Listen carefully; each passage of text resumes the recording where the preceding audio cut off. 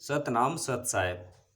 संत श्रोमणी रविदास जी महाराज जी का एक वचन या शब्द है जो हमें यानी पवित्र मार्गदर्शन हमारा करता है।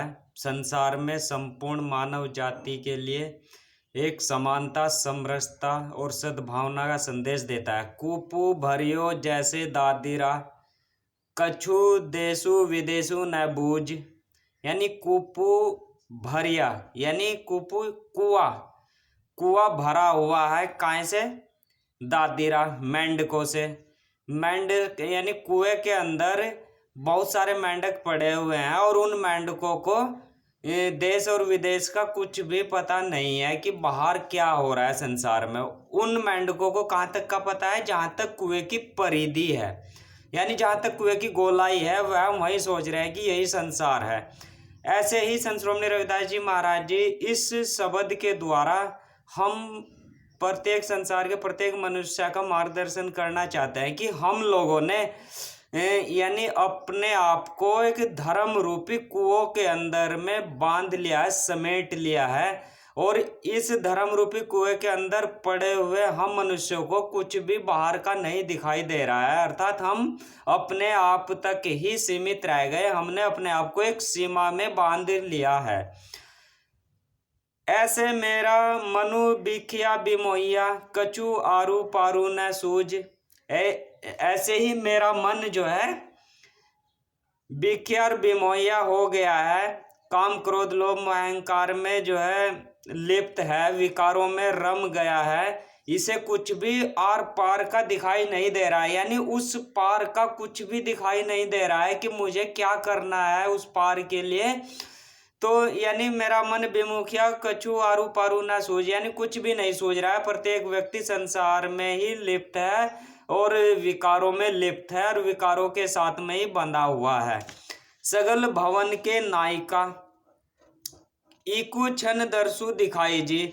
संत श्रोमणी रविदास जी महाराज जी कह रहे हैं कि सारे संसार के पालन पोषण करने वाले मालिक, सगल भवन के नायिका इकु छनु दर्शु दिखाई जी, यानी मुझे एक क्षण के लिए आप अपने दर्शन दे दो जी। तो जहाँ पर एक क्षण के लिए भी यदि किसी मनुष्य शरीर के अंदर सूरत शब्द का योग हो जाता है, आत्मा परमात्मा का मिलन हो जाता है, तो उसके पिछले जो जन्मों के कर्म है वह सभी कट जाते हैं और वहाँ संयोग दृष्टि आ जाती है और वह व्यक्ति निष्काम भाव हो जाता है। मलिन भाई मति माधवा, तेरी गति लखी न जाई। हे मेरे मालिक, मेरी मति यानी बुद्धि तो मलिन हो गई है, विकारों में लिप्त है, काम क्रोध लोभ मोह अहंकार में लिप्त है।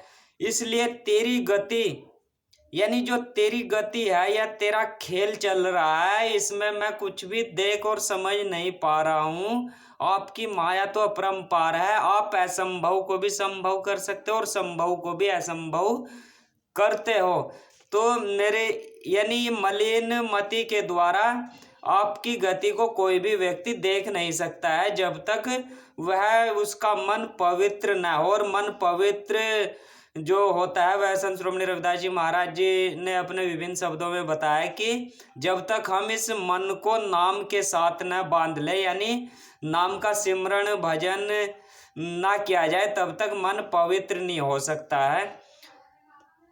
करू कृपा भरमु चुकई, मैं सुमतु सुमति देहु समझाई। हे मेरे मालिक, हम पर अपनी कृपा कर दीजिए, यानी हमारे शरीर के अंदर भी सूरत शब्द का योग हो जाए, या जो आपकी भक्ति करना चाहता है वहाँ पर भी सूरत शब्द का योग हो करके सुमति यानी अच्छी बुद्धि अर्थात विवेक वाली बुद्धि दे दीजिए, जिससे कि हम संसार के विकारों से मुक्त हो सके। विवेक का साधारण सा अर्थ होता है कि हमें संसार की नश्वरता का पता चल जाता है, क्योंकि यहाँ पर कुछ भी अस्थाई नहीं है, सभी नश्वर है।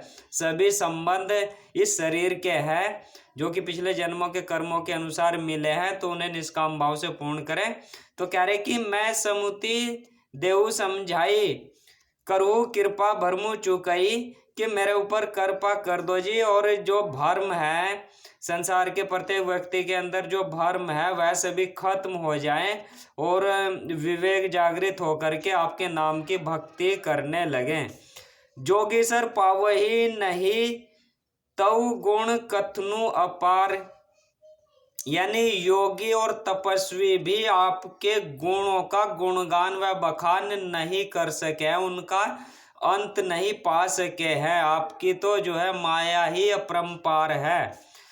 प्रेम भक्ति के कारण कहूँ रविदास चमार, यानी संत श्रोमणी रविदास जी महाराज जी कह रहे हैं, ये समझाना चाहते हैं कि वह उसकी भक्ति करने के लिए वर्ण व्यवस्था कोई विशेष महत्व नहीं है, गोरे काले का भेदभाव कोई विशेष महत्व नहीं है, शूद्र ब्राह्मण का भेदभाव, जाति का भेदभाव कोई विशेष महत्व नहीं रखता। मैं तो चमार होते हुए भी आपकी प्रेमा भक्ति को पा गया हूँ, अर्थात सूरत शब्द का योग हो गया है।